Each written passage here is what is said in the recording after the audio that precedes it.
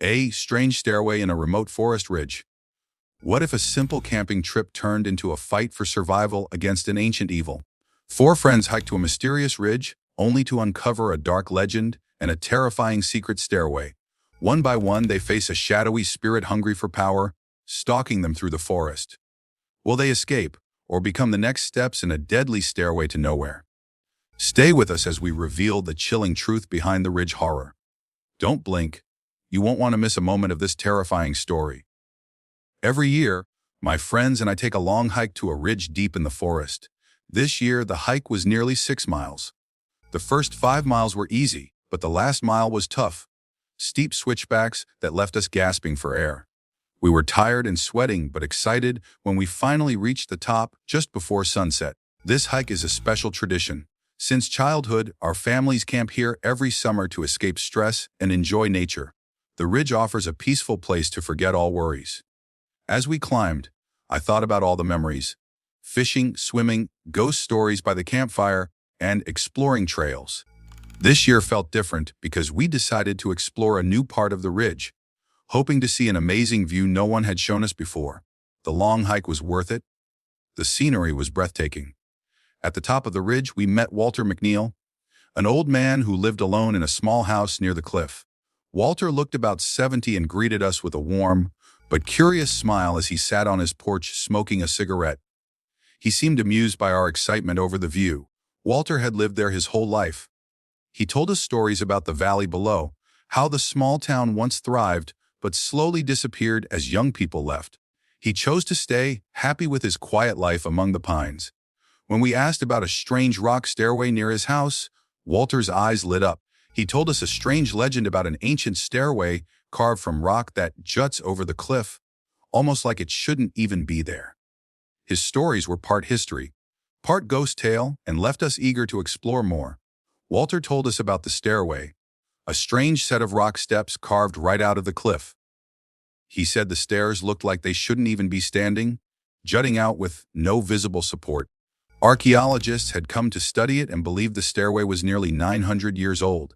No one really knew who built it or why. Walter joked it might have been the 𝐬𝐮𝐬𝐫𝐞 from long ago. The mystery only added to the strange feeling around the ridge. Curious and excited, we decided to see the stairway for ourselves. When we found it, the giant stone steps looked even more unreal than Walter described. Sharp, steep, and hanging over the edge of the cliff like a daring pathway to nowhere. It was both beautiful and eerie, and we couldn't stop staring. Walter shared a chilling legend about an evil spirit that haunted the land. According to the story, there was a god who ruled this place and sent good spirits to guide dying people peacefully to the next life. But one spirit turned bad. He liked killing people before their time, gaining power from their suffering. This dark spirit wasn't interested in individuals anymore. Instead, he hunted groups of people, playing with them like a cat with a mouse. Every time he killed a group, he used that power to add a step to the mysterious stairway, building it higher to reach heaven and take revenge. Walter's story was scary but fascinating, and it made us wonder if this spirit really existed, hiding in the forest where we were camping. Our camping trip had always been a favorite tradition. This year, my friends Tony, Astor, Margaret, and I decided to hike further than usual to camp on the ridge top.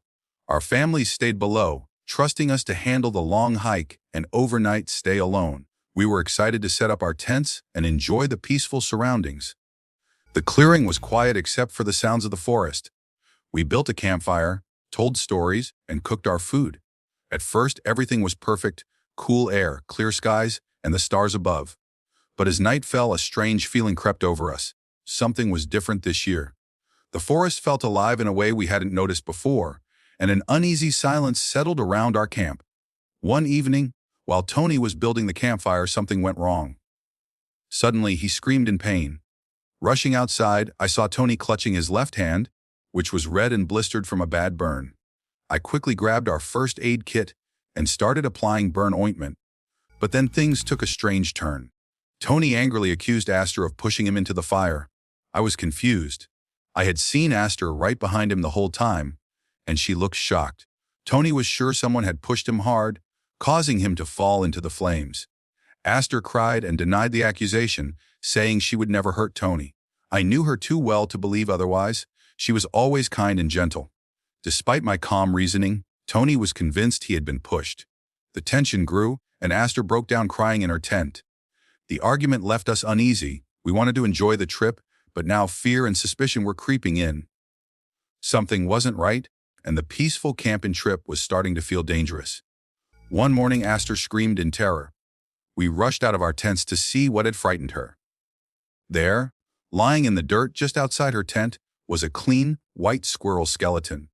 Every bone carefully laid out as if it were dancing. It was the same skeleton we had seen earlier, but now it was eerily spotless, like someone had scrubbed it clean. Aster was horrified, and Tony's face changed too. At first we thought it was a prank, but none of us had placed the skeleton there. Aster accused Tony of trying to scare her, but Tony denied it, looking genuinely scared.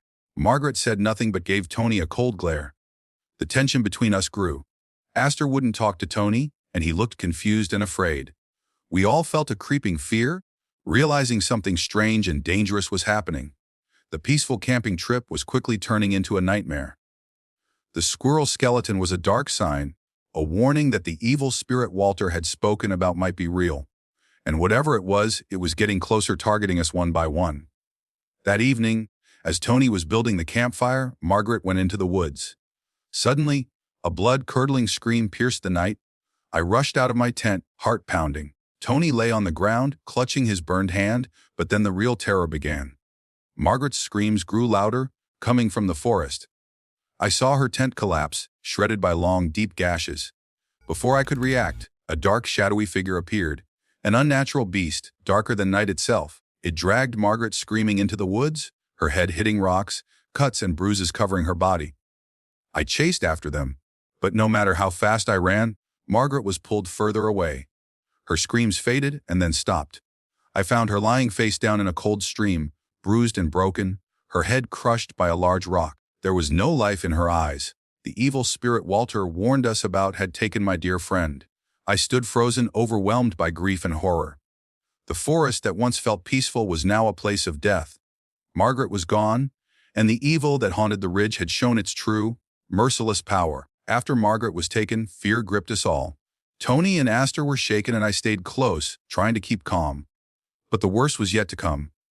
One night, I found Tony's body impaled high in a pine tree. Thick branches pierced through his chest and neck, holding him suspended like a gruesome puppet. His head hung at an unnatural angle, blood dripping down the bark. His lifeless eyes stared blankly, his mouth twisted into a forced grin. Then, something terrifying happened. Tony's body began to move, but it wasn't him. The dark, shadowy beast we had seen before controlled Tony's corpse like a puppet. It spoke through him in a harsh, distorted voice, warning me to run and not take the trail. The creature dropped Tony's broken body to the ground, where it lay twisted and broken like a crushed toy. That horrifying moment made it clear the evil spirit was real, and it was hunting us relentlessly. The ridge was no longer safe. After Tony's death, panic overwhelmed Aster. She was terrified, frozen in place by shock. I pleaded with her to leave, to run with me, but she was rooted to the spot, her face pale and eyes wide with fear. Suddenly, she bolted into the woods, running blindly through the dark forest. I chased after her, yelling for her to stop. The ridge was narrow, with steep cliffs on both sides. Without the moon or stars to guide her, Aster was dangerously close to the edge. I pushed my legs harder, closing the distance.